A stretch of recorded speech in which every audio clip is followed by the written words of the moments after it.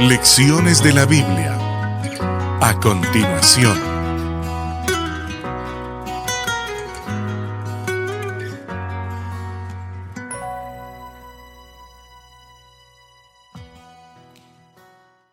Cordial saludo. Muchas gracias por acompañarnos aquí en su programa Lecciones de la Biblia.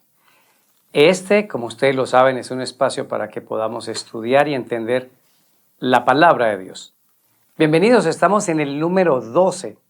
Ya estamos a punto de terminar nuestra aventura del libro de los Hebreos y toda esta semana estudiaremos un tema que se llama Recibir un reino inconmovible. Voy a leer de Hebreos capítulo 12, versículo 28. Así que recibiendo nosotros un reino inconmovible, tengamos gratitud y mediante ella sirvamos a Dios, agradándole con temor y reverencia. Vamos a pedir la bendición del Señor. Padre bueno, regálanos tu Santo Espíritu para el estudio de hoy. Ayúdanos a aclarar qué es el reino y cómo participar en él. En el nombre de Jesús. Amén. Durante los repasos semanales vamos a hacer énfasis en el tema del juicio, algo del reino y algunos elementos básicos sobre este reino inconmovible. Pero es muy importante, de verdad, muy importante que entendamos la naturaleza del reino de Cristo. Nosotros hoy vivimos aquí en un planeta que se llama la Tierra. Y en este planeta creemos que vamos a vivir toda la vida.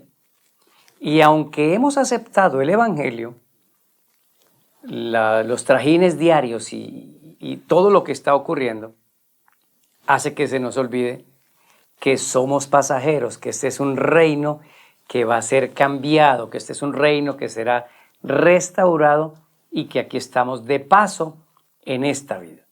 Por eso es importante que usted estudie el capítulo número 2 del libro de Daniel. Ahí, en ese capítulo 2, si usted lo ve, está la sucesión de los reinos. Empezó con Babilonia, Medo-Persia, Grecia, Roma religiosa y luego sigue el reino de Dios. El reino de Dios es el último reino en esta visión y está simbolizado por una gran piedra que golpeó la base de la estatua. Y Daniel relata que esa gran piedra se hizo un reino eterno, justo, gobernado por Dios con unos súbditos. Esta introducción nos sirve para entender el tema de esta semana. Por eso la Biblia es tan complementaria, tan necesaria, el Antiguo como el Nuevo Testamento.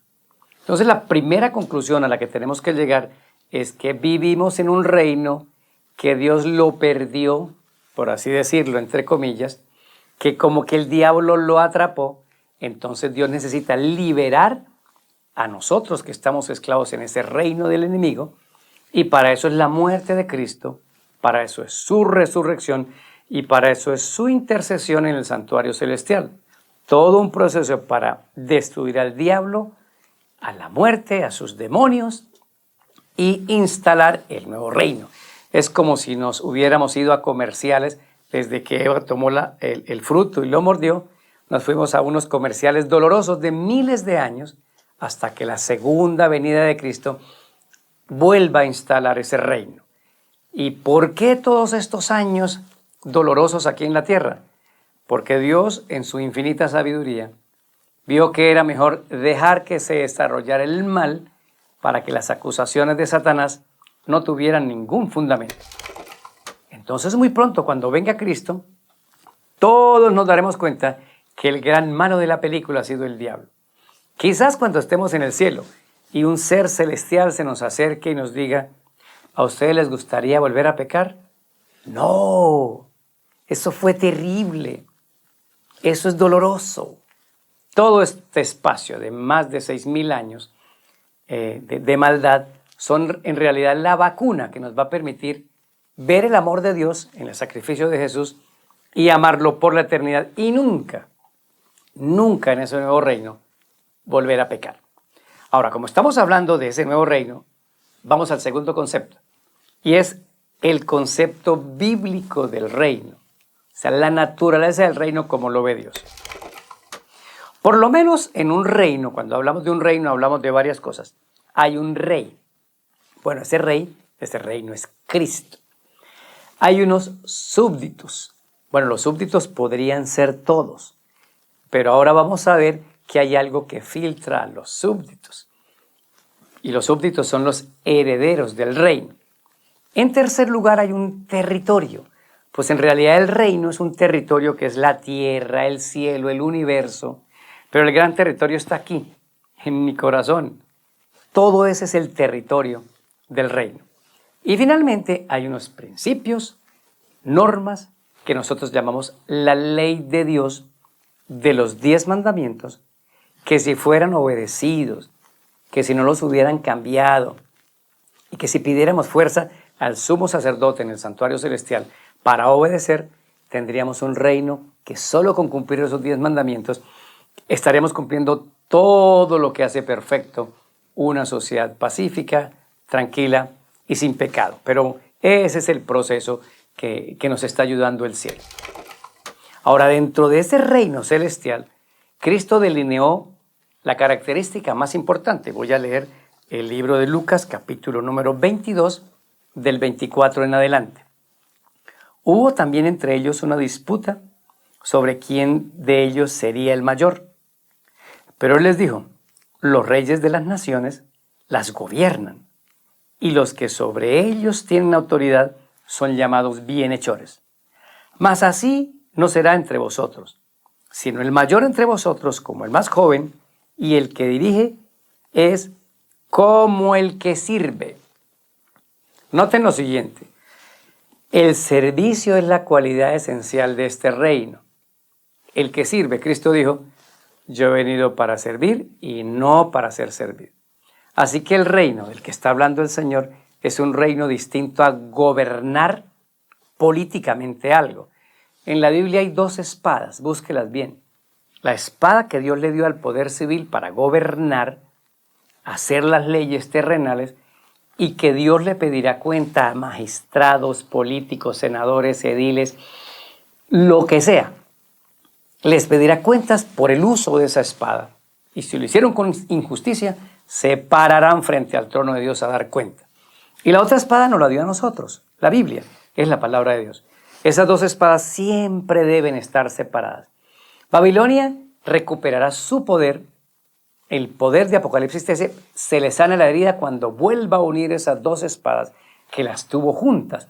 Por eso el Estado y la Iglesia están separados, pero eso es parte de las características del reino. Pero la característica más importante del reino se llama el servicio. El mayor entre vosotros es el que sirve, el que ayuda. Esto es un asunto muy complicado. A mí me cuesta y a veces se me olvida. ¿Por qué? Porque es que el yo y el orgullo hace que uno mire hacia adentro y no mire hacia el prójimo. Ese equilibrio entre me amo yo y amo al prójimo porque amo a Dios es la característica principal del reino. El reino de Dios es un reino espiritual hoy, que pronto será un reino físico, donde podamos estar, pero es el reino del amor, es el reino de la grandeza en el servicio, y tú y yo hoy podemos disfrutarlo cuando servimos a los demás. Ahora vayamos al tercer concepto, el concepto del reino según los judíos. ¿Ok? Los judíos, me refiero a los que viven en el tiempo de Cristo, tenían la concepción de que el reino era terrenal. Entonces, los romanos habían invadido el territorio que pertenecía a todo Israel y esperaban un Mesías en un caballo blanco, con muchos ejércitos, y entrarían, irrumpirían en la ciudad de Jerusalén, matando a los romanos, haciéndolos huir, y ese reino desde ahí se establecería para tener un poder, un dominio mundial. Jesús les dijo, no, yo no voy a entrar en un caballo blanco. Entró en un pollino, en un asno, símbolo de la humildad de un rey, y no es para matar al otro, no es para asesinar al otro, es para instalar ese reino primero en mi corazón y luego vendrá la venida del Mesías. Hoy todavía muchos esperan que venga el Mesías en Israel y aparezca por allá. El Mesías ya vino, el Mesías murió, el Mesías resucitó, el Mesías está en el cielo cumpliendo su función sumo sacerdotal. Y creo que nosotros nos hemos equivocado en tener el concepto judío del reino. Yo tengo la verdad, yo tengo la razón, yo soy mejor que tú, mi iglesia es mejor que la tuya, mi doctrina es más completa que la tuya. A eso no nos mandó el Señor. El reino de Dios es tener al rey conmigo. Y tener al rey conmigo es ir, como fue Jesús, al judío, al samaritano, al de Sidón, al de todo el mundo, a compartirle el evangelio, a darle el evangelio. Hemos sido egoístas en extender el reino, porque el reino llega a mí cuando yo acepto a Cristo, me pongo de acuerdo con Él en unas condiciones, me entrego a través del bautismo y luego Él me ayuda a seguir adelante para cumplir con amor y hacer su voluntad. Pero después de ahí no hago más nada. Al lado mío viven varios vecinos, pero yo no les voy a decir absolutamente nada del reino.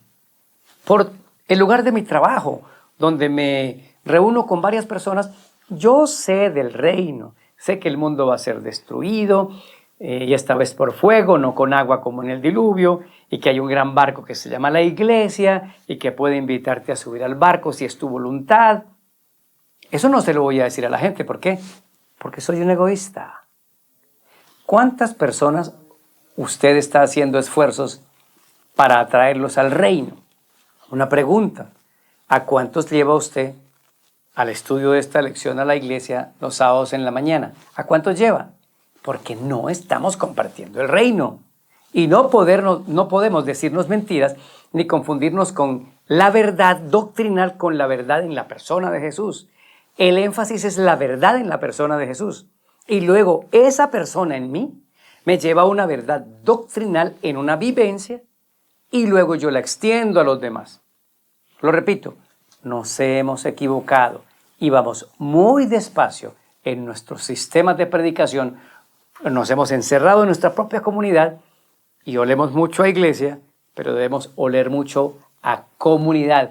Debemos oler a la oveja que está afuera. Por eso hago énfasis en el concepto del reino judío. Ahora vamos a un último punto, el cuarto. Es un asunto que llamó mi atención hace muchos años y es que Cristo, su predicación era la del reino. Él repetía muchas veces, el reino de los cielos se parece a, el reino de los cielos es semejante a, y la palabra el reino de los cielos se repite mucho durante el proceso de predicación de Jesús. Pero me llamó la atención que su predicación está en 3 frases con 3 etapas distintas. A cada etapa ocurren milagros diferentes y a cada etapa ocurren parábolas distintas y ordenó el sistema de viajes de Cristo. Yo les propongo un desafío. Busque el comentario bíblico adventista tomo 5 en la sección de mapas y analice el recorrido que se hizo de cómo Jesús evangelizó. Es un orden perfecto donde no perdió tiempo, pero ese recorrido concuerda exactamente con estas etapas del reino. La primera etapa está en la siguiente frase: el reino de los cielos se ha acercado. Y realmente el que predica esto es Juan el Bautista. Y él viene y predica el reino de los cielos se ha acercado, se ha acercado. Es la etapa donde le preparamos a las personas el acercamiento a Jesús. Yo no voy a alguien a darle Biblia el primer día que me lo encuentro, decirle arrepiéntete y deja de fumar y de comer esto. No, yo voy y hago amistad con él. Es parte del método de Cristo. Y le digo, el reino de los cielos se ha acercado a ti y a mí a través de un testimonio de amistad.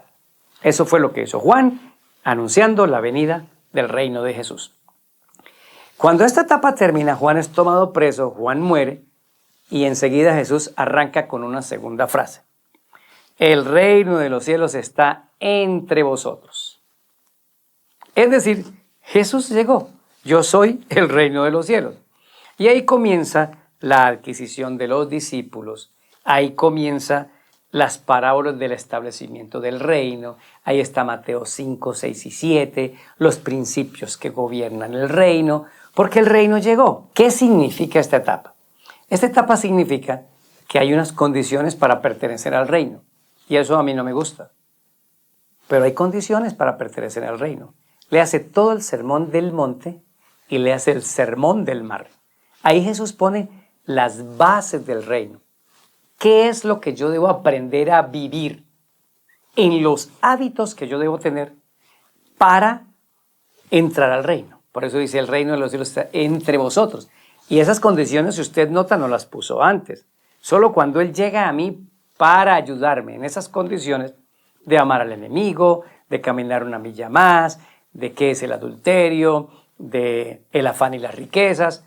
Todo eso está ahí en la segunda etapa. Y hay parábolas como la semilla de mostaza, la parábola del trigo y la cizaña, del buen sembrador. Todas esas parábolas concuerdan con esta segunda etapa del reino. Representa cuando yo me entrego a Cristo y me bautizo. Esa es la segunda etapa. Ahora vamos a la tercera etapa. Esta ocurre muy al final del ministerio de Cristo, en los últimos meses. El reino de los cielos está en vosotros, dentro de vosotros. Por una razón. Cristo dice, yo me voy a ir, pero el reino quedó aquí en ustedes. Yo lo instalo en su corazón. Y tienen una misión, ir y compartir el reino a todo el mundo. A uno le encanta la etapa 1 y 2. El reino de los cielos se acerca a mí con todas sus bendiciones.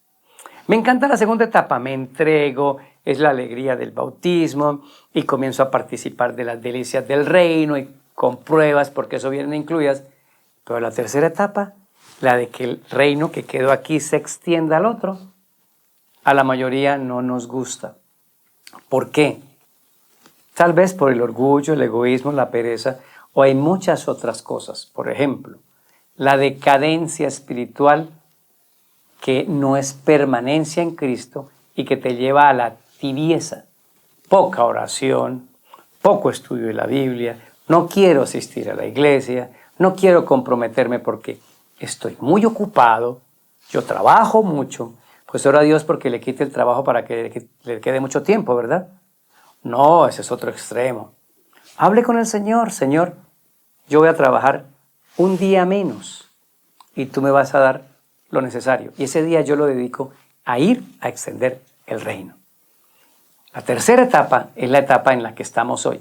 El reino de los cielos está con vosotros. Y por eso en el libro de Mateo, capítulo número 28, Cristo da por concluidas sus fases, sus 3 fases del reino y se va y nos deja una orden. Mateo 28, 19. Vayan y hagan discípulos en todas las naciones. Y cuando los hayan hecho discípulos, después bautícenlos. Me encanta este orden. Yo no bautizo para hacer discípulos. Yo lo atraigo como discípulo, entra en el reino y luego lo bautizo. En el nombre del Padre, del Hijo y del Espíritu Santo. Y dice en el versículo 20, enséñenles que guarden todas las cosas que les he mandado. O sea, su ley, los principios del reino. Y tranquilos, yo estoy con vosotros todos los días hasta el fin del mundo. Cuando yo encontré estas 3 fases del reino, entendí el porqué de las etapas de la predicación de Cristo y entendí mi parte en la cooperación del reino. Porque a mí me encantan los beneficios del reino, pero no el sacrificio del reino. Cuando los 2 hijos del Zebedeo van con su madre a pedir la izquierda y la derecha, Cristo les dijo, ¿ustedes pueden beber la copa de amargura que esto incluye? Sí, Señor, podemos. Pues yo les digo que sí la van a beber. El reino, antes de la corona de gloria, hay una corona de espinas. Hay que pasar por la prueba. Hay que terminar la vida en este mundo. Pero esta vida es mucho más placentera cuando yo extiendo el reino a otras personas. Se le ha dejado a los pastores, a los clérigos o a los encargados de una iglesia a que prediquen el reino. Yo soy Miranda. La familia Miranda no le sirve al reino, solo como una comparación. No tengo nada que ver con el apellido, pero lo voy a usar. Miranda, miran nada más. Deje de estar observando la acción. Venga, Cristo lo necesita en el reino. Sacúdase de lo que tenga que sacudirse. Póngase de rodillas delante del Señor y dígale, aquí estoy. Tienes un servidor más del reino para gloria tuya. Soy Daniel Herrera y deseo para todos un día lleno de bendiciones.